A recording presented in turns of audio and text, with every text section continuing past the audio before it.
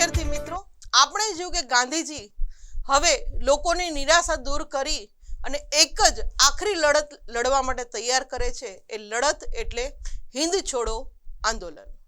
તો હિન્દ છોડો આંદોલન દરમિયાન કેટલીક હડતાલો પડે છે. આપણે જોયું હતું કે જ્યારે કોંગ્રેસના અગ્રગણ્ય નેતાઓ ગાંધીજી છે, જવાહરલાલ નહેરુ છે, મૌલાના અબુલ કલામ આઝાદ છે, આ બધાને પકડી લે છે અને જેલમાં ધકેલી દેવામાં આવે છે, ત્યારે લોકો હડતાલો પાડે છે. તો ચાલો આ હડતાલોમાં શું કરવામાં આવે છે આપણે માહિતી મેળવીએ.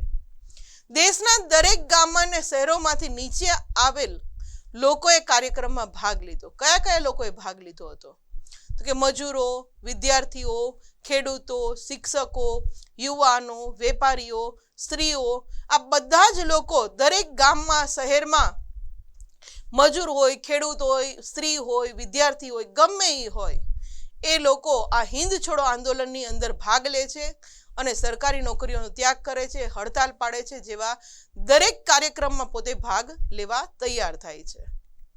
ત્યારબાદ વાત કરીએ તો મજૂરોએ કારખાનામાં હડતાલ પાડી કે અમારે મજૂરી જ નથી કરવી. મજૂરો મજૂરી જ ન કરે, કારખાનામાં કામ જ ન કરે તો કારખાનામાં ઉત્પાદન ન થાય, એટલે ઓટોમેટિકલી બ્રિટિશ સરકાર હલી જવાની છે.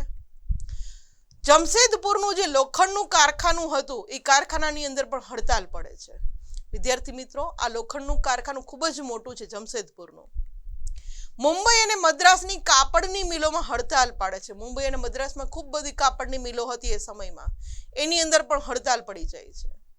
અમદાવાદની 75 મિલોના 1,40,000 મજૂરોએ 105 દિવસની શાંત અને અપૂર્વ હડતાલ પાડી કે અમારે કામ જ નથી કરવું. કામ ન કરે એટલે બ્રિટિશ સરકારને કર ન મળે, એટલે ઓટોમેટિકલી બ્રિટિશ સરકાર નબળી પડવાની છે. એટલે હડતાલ પાડીને આ લોકોએ પોતે બ્રિટિશ સરકારનો પાયો હચમચાવી નાખ્યો. આ ઇમેજની અંદર જે ગાંધીજીએ કરેંગે યા મરેંગે, હવે તો સ્વતંત્રતા લઈને જ જંપીશું, એ આપણે જોઈ શકીએ છીએ. શાળા કોલેજોમાં હડતાલ પડી, વિદ્યાર્થીઓ ભણવા જ ન જાય તો ઓટોમેટિકલી શાળામાં કોણ આવશે? એની કોલેજોને તાળા લાગી જશે.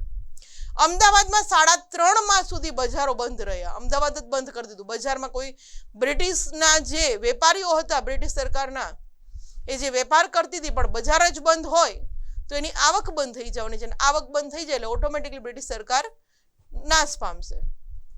આ ઇમેજની અંદર હડતાલમાં જે બધા લોકો એમ કહેવામાં આવે છે કે એક સાથે મળી અને સાથ આપે છે, એ જોઈ શકે.